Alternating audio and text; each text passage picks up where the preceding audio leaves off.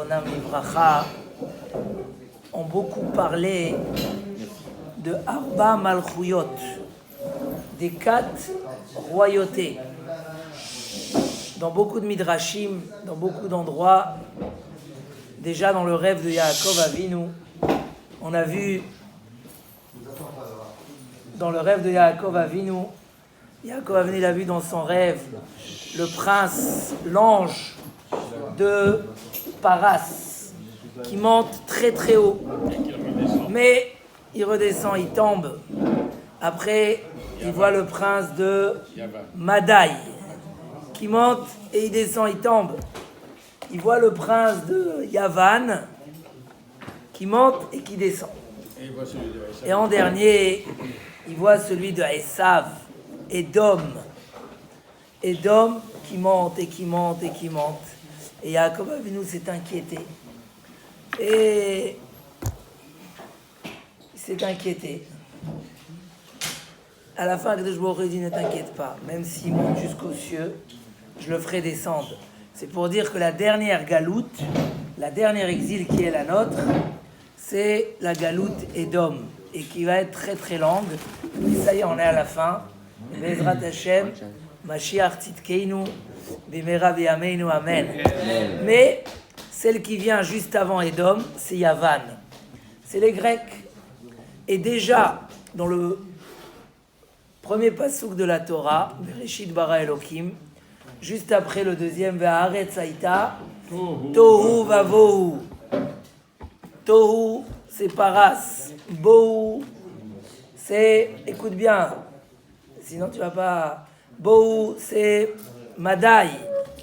Ve'chosher al pene tehom.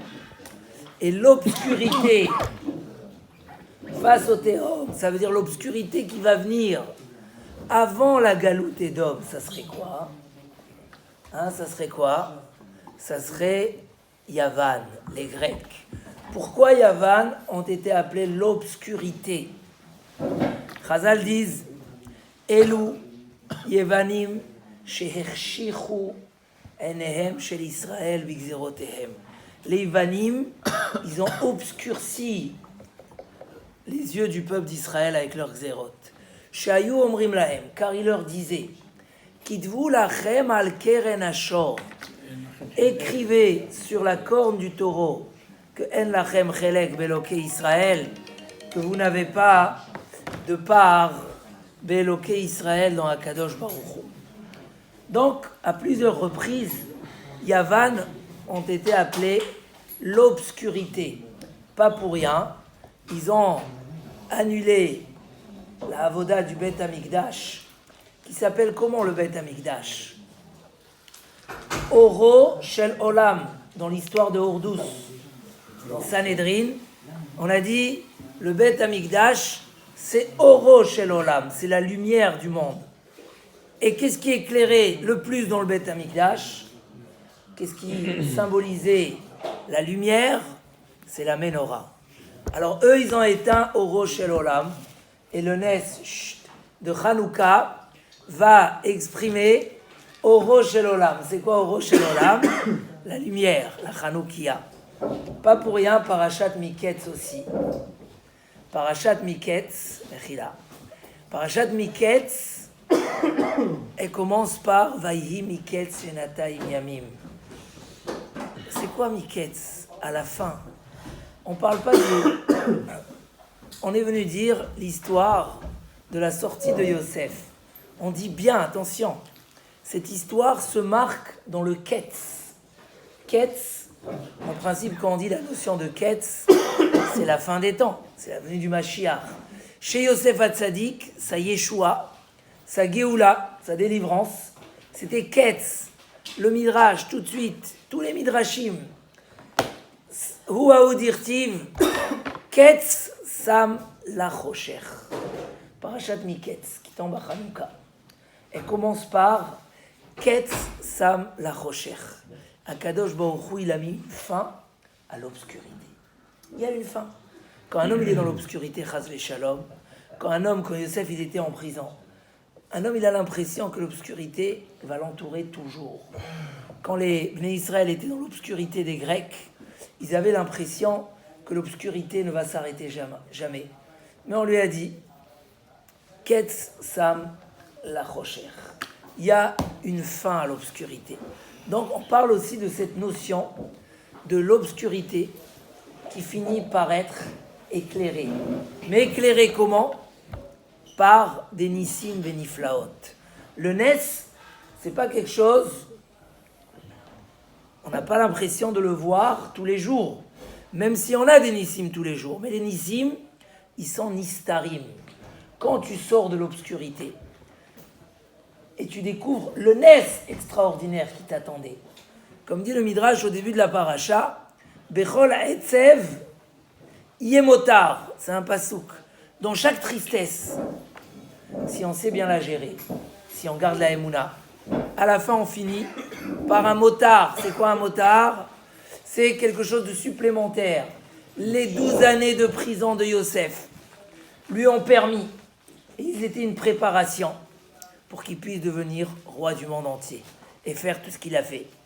L'épreuve de Potiphar, c'est aussi un Etzev terrible, une tristesse terrible. Ça lui a détruit toute sa réussite dans la maison de son maître. Ça lui a tout détruit.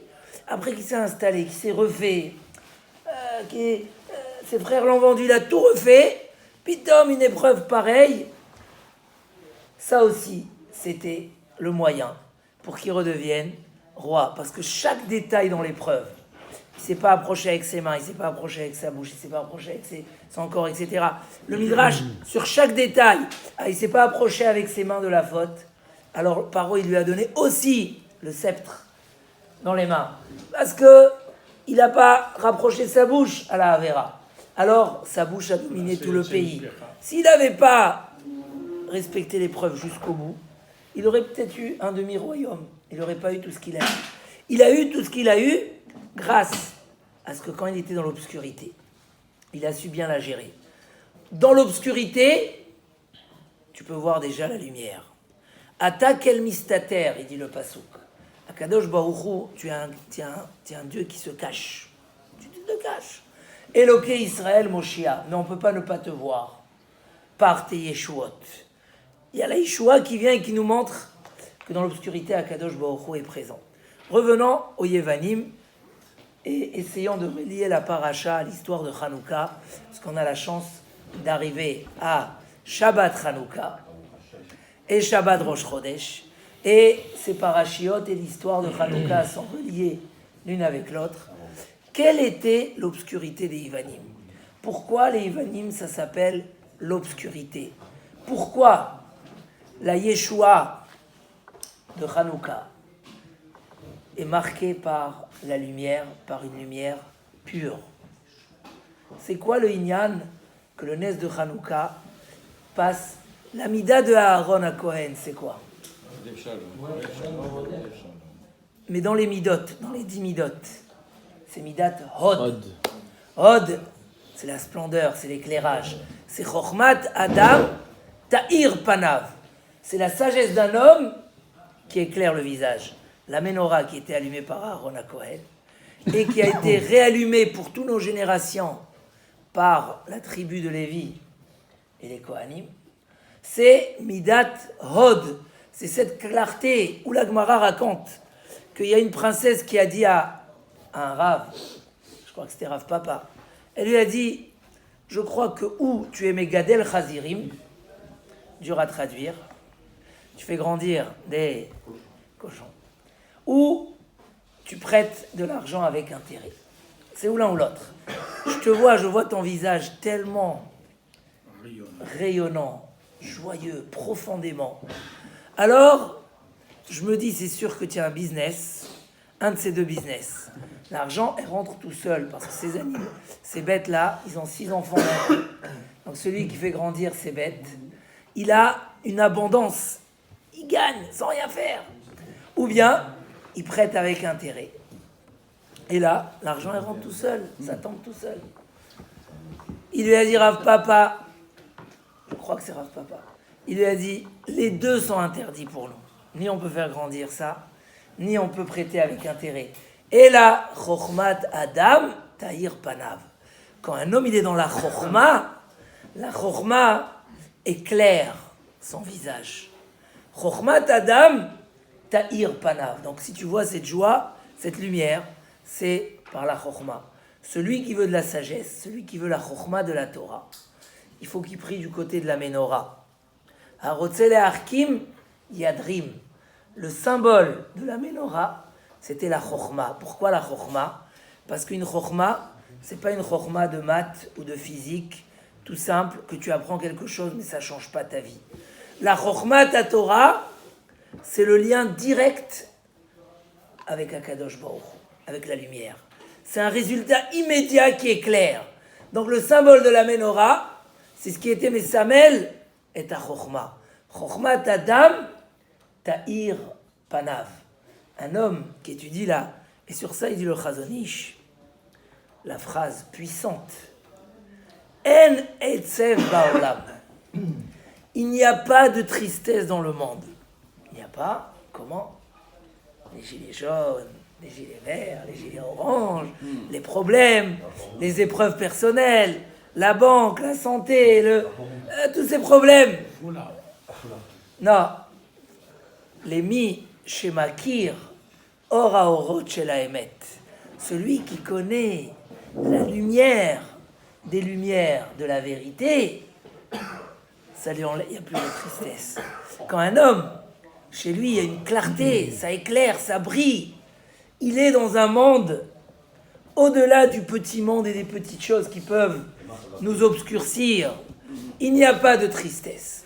Alors, revenons au sujet, à la question, qu'est-ce que veut dire cette obscurité? Qu'est-ce que les Evanim voulaient du klal Israël? Alors, d'une manière générale déjà, il dit le Maharal mi-Prague, avant que ce que voulaient les Evanim, qu'est-ce que voulaient ces 4 royautés dans le monde? Ce qu'on appelle Arba'a Malchuyot. On les voit au début de la Torah, dans le Pasuk Va'aretz Haïta Tohu Vavohu. On les voit dans Brit Ben Abetarim de Avraham Avinu. Quand Avraham Avinu, Kadosh Baruch Hu lui a montré tout ce qui va se passer. Il lui a montré Veine Chocher. Il y a une obscurité qui arrive. C'est qui Chocher? C'est les Grecs. On le voit chez Yaakov Avinu dans l'échelle. Mais on le voit d'une manière beaucoup plus détaillée dans le rêve de Nebuchadnezzar avec Daniel. Dans le rêve de Nebuchadnezzar avec Daniel, on voit le rêve avec l'homme qui avait la tête en or, les mains en argent, etc. Et Daniel lui a traduit, et les 4 bêtes féroces, le tigre qui est audacieux, c'est les Grecs. Les Grecs en soi, alors avant d'arriver aux Grecs, les 4 royautés, dit le Maharal, c'est qu'en fait quand Kadosh Baruch Hu, il a créé le monde, il a créé le Emet autour du Echad. Ata Echad, Veshimcha Echad. Umika Amcha Israël Goy Echad Ba'aretz. Se recentrer sur la vérité, ça réunit tout. Tout ce qui se passe dans le monde. Même le mal, il a sa mission. Même le rachat, il fait Kiddush Hashem sans le vouloir. Tout est recentré vers le Echad. Les Arba Malchiot, ça symbolise ceux qui veulent s'écarter du Emet. Et donc, ça symbolise les 4 coins du monde. C'est le maximum de ce qu'on peut s'écarter. Donc la notion de Arba Malchuyot, c'est la volonté de sortir du Emet pour aller vers l'éloignement, vers les Arba. C'est ça le symbole. Donc dès qu'Akadosh Baruch Hu, il a créé le monde, et il a déjà créé le bien et le mal, la lumière et l'obscurité. Il a déjà donné 4 royautés qui vont exister dans le monde, qui vont chercher à éloigner. Et vu qu'ils vont chercher à éloigner et amener le monde plus vers l'obscurité que vers la lumière, alors automatiquement c'est des nations qui vont être contraires au klal Israël. Qui vont être contraires au klal Israël. Mais toutes les malchuyot,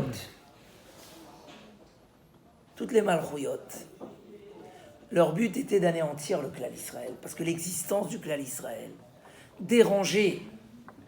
les déranger. Le Ham Israël, il recentre tout vers le Echad. Matériel, spirituel, plaisir, obligation. Tout est recentré vers le Echad, vers le Emet. Pourquoi? Il dit Rav Dessler, quand tu pries dans la tfila peut être un rapprochement vers Akadosh Baruch Hu, peut être un éloignement, chas v'shalom.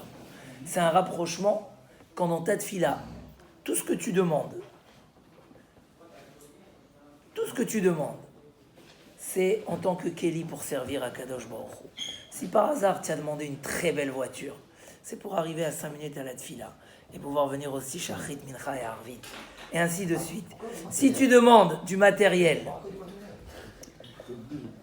à la base, quelqu'un qui habite dans le 16e, il doit traverser tout Paris dans les bouchons. En tant que Kéli. Mais là, Raphaël, il a raison.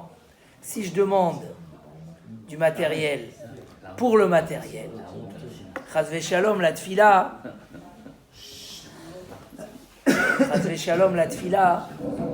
peut être un éloignement d'Akadosh Baruch Hu. Oui ou non? Parce que tu demandes des choses, comme il dit Raphaël, du matériel pour du matériel, tu t'éloignes d'Akadosh Baruch Hu. La tefila, c'est un Kéli pour se rapprocher.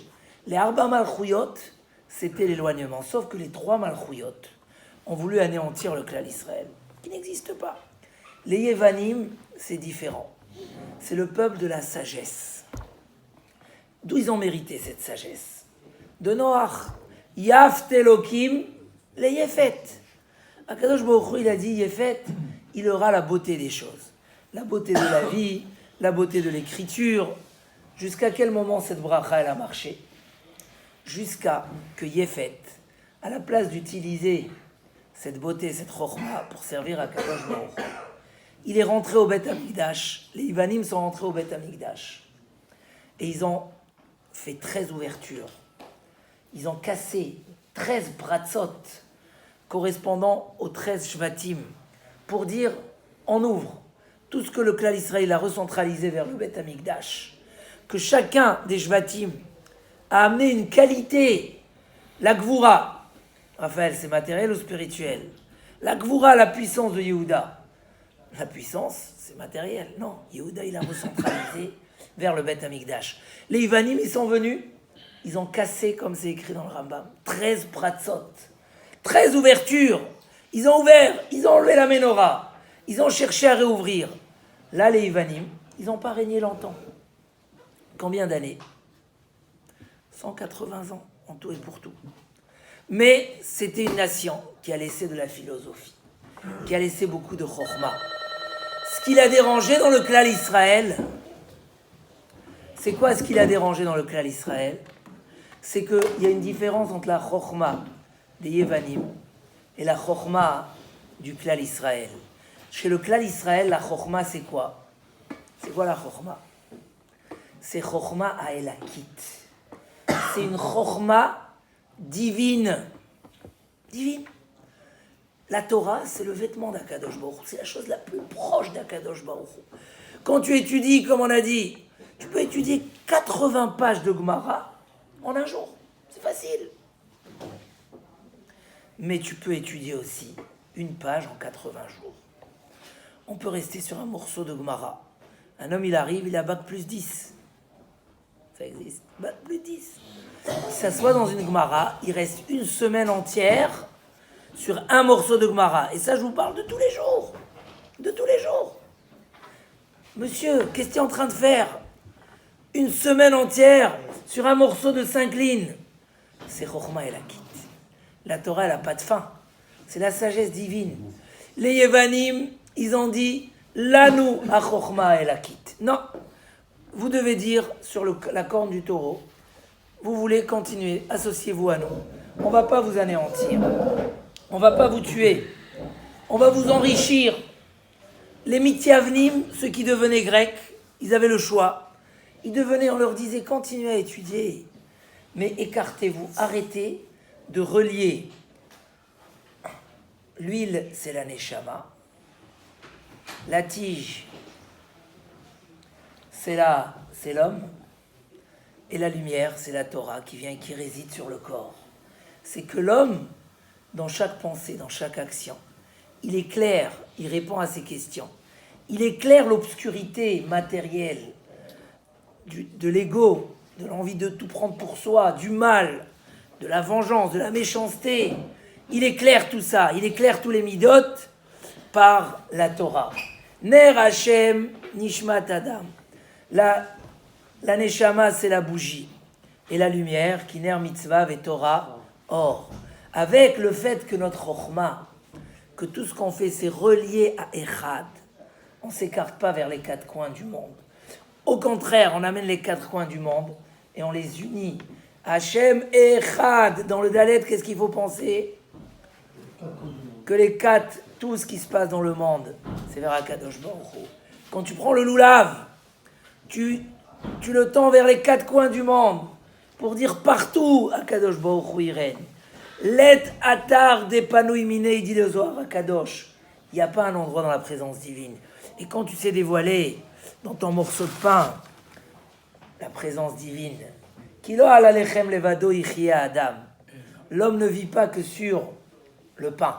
Ki alkol motsapi Hashem ichia adam. Il dit le Harizal que dans chaque chose il y a l'étincelle divine. Si tu l'expliques pas au niveau kabbalistique, tu comprends qu'est-ce que ça veut dire. Tu unis tout vers un seul but et ça éclaire les endroits les plus obscurs de ta vie. Où là-bas tu sais mettre la vérité et quand il y a la vérité il n'y a pas d'obscurité. Les Ivanim, Alexandre le Grand, qui était le premier. Alexandre le Grand, il a cherché la sagesse dans les quatre coins du monde. Étudiez dans le Midrash, dans les Sipurei Maasiyot, des histoires magnifiques. Comment il est parti dans le monde entier. Vous connaissez l'histoire qu'il est arrivé dans les mondes, derrière les montagnes obscures, je ne sais pas où ça se trouve. Aré à Rocher. Et il a trouvé un grand portail. Il a tapé. Il ne voulait pas lui répondre. Parce qu'à un moment, ils lui ont répondu. Et ils lui ont donné un œil. Il a pris l'œil et il l'a mis sur une balance. Et l'œil, il était toujours plus lourd que la balance. Ils ont mis des kilos en face, des tonnes. L'œil, il était plus lourd. Il est parti chez les Chachmei Israël et leur a dit, mais c'est quoi? Je ne sais pas pourquoi ils m'ont donné cet œil, mais tu sais combien il pèse? On arrive à le lever, mais il a un poids, rien ne peut arriver à plier la balance. C'est intéressant. Ils lui ont dit, tu sais quoi? Prends un peu de sable, mets sur l'œil, et tu verras qu'il va perdre tout son poids. Il a mis un peu de sable, et hop, ça y est, ça pesait fermez l'œil, il n'y a plus de sable. 20 grammes. Il leur a dit, c'est quoi l'explication?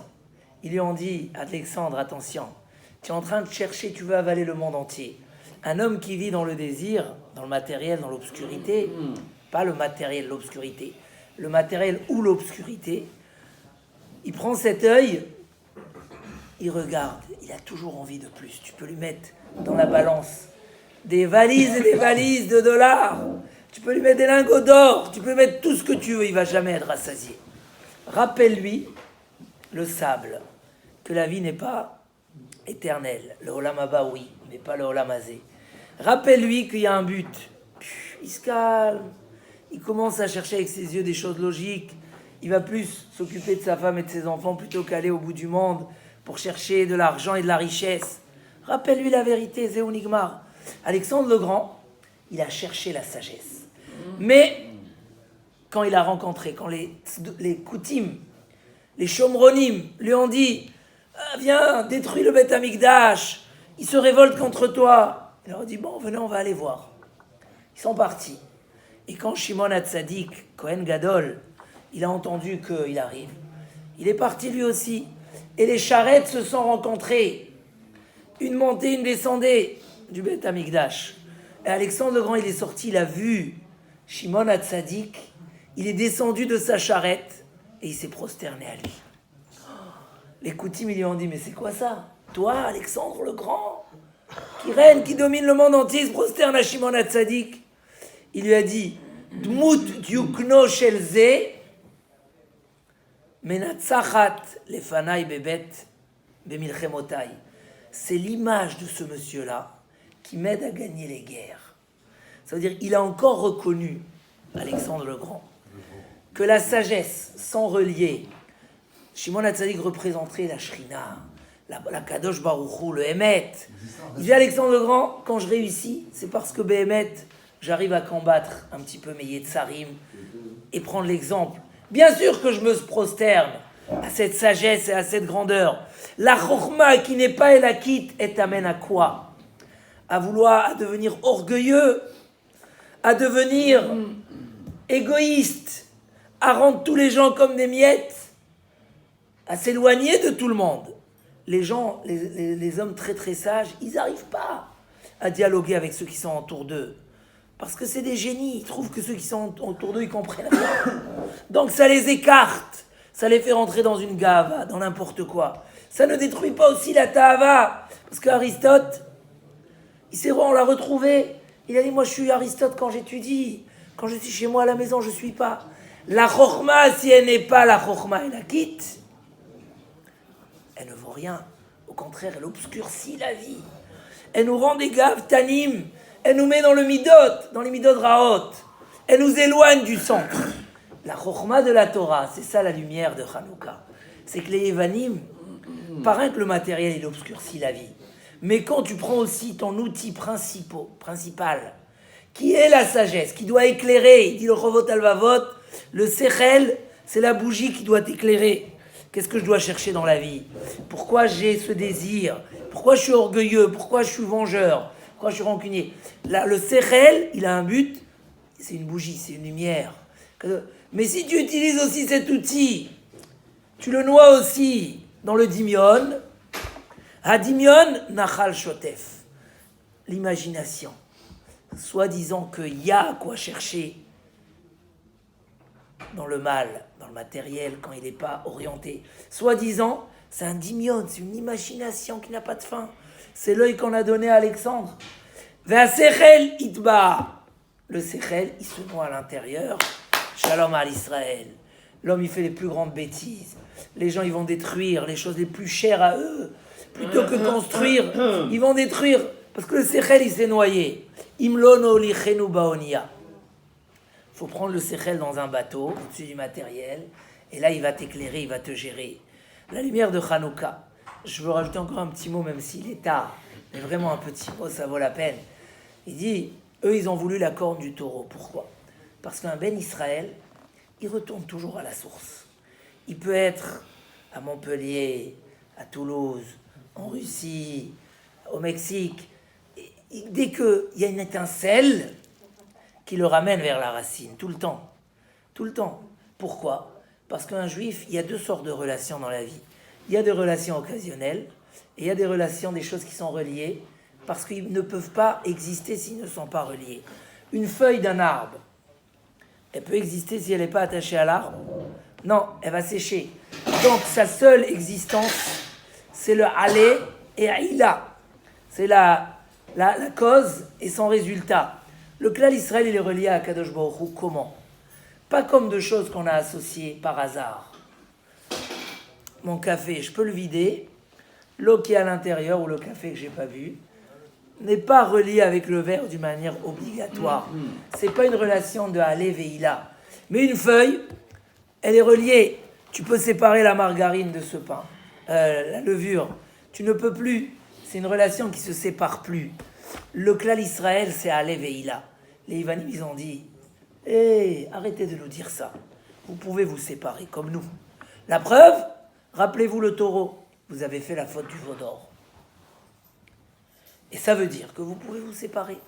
Le klal Israël s'est retourné vers Akadosh Baruch Hu. Il lui a dit, Kadosh Baruch Hu, tu vas nous rappeler la faute du veau d'or. Kadosh Baruch Hu, il a dit, Gamele tishkachna. Le veau d'or, il va être oublié. Ah, peut-être tu vas oublier ce qu'on a dit Naase Venishma. On n'a pas fait de conditions dans notre relation. C'est-à-dire que notre relation, c'est pas quelque chose qui peut se séparer. Kadosh Baruch Hu, il a dit, Ve'elelo tishkachna. Non. Le matin Torah, je ne vais jamais l'oublier. C'est-à-dire que le résultat, c'est que la faute du veau d'or ne nous a pas séparés. Nous a pas séparés. Le matin Torah nous a reliés à l'éternité. Donc, quand on vient, on allume les bougies de Hanouka. Exactement comme quand Yosef il est sorti de la prison. Yosef Hatzadik, il avait Hatzlacha dans tout ce qu'il faisait. Mais c'était parce que Vaïhi Hashem et Yosef. Vaïhi Ishmatzliach. Quand tu voyais Yosef, c'était inséparable de Vaïhi Hashem et Yosef. Donc la réussite, elle était aussi inséparable de lui. La lumière, les Ivanim ont voulu de faire sortir cette réflexion, cette analyse qu'on fait dans chaque chose. À quoi ça va m'amener? Vers quoi ça va m'amener? Pourquoi je cherche? Je dois tout relier à la Gdusha. Les Ivanim, ils ont voulu enlever ça. Et quand on enlève ça, c'est le chaos total. Si tu laisses les interrupteurs allumés, mais dans le compteur, il y a le plan qui a sauté. Tu peux faire tout, tu peux venir relier les fils, tout va devenir obscur, c'est comme ça. Parce que ça ne peut pas être autrement. Si ça s'écarte du Echad, automatiquement ça devient obscur. C'est ce qu'ils ont voulu nous faire, parce qu'ils voulaient nous connecter de la sagesse à Elakit, de la Torah.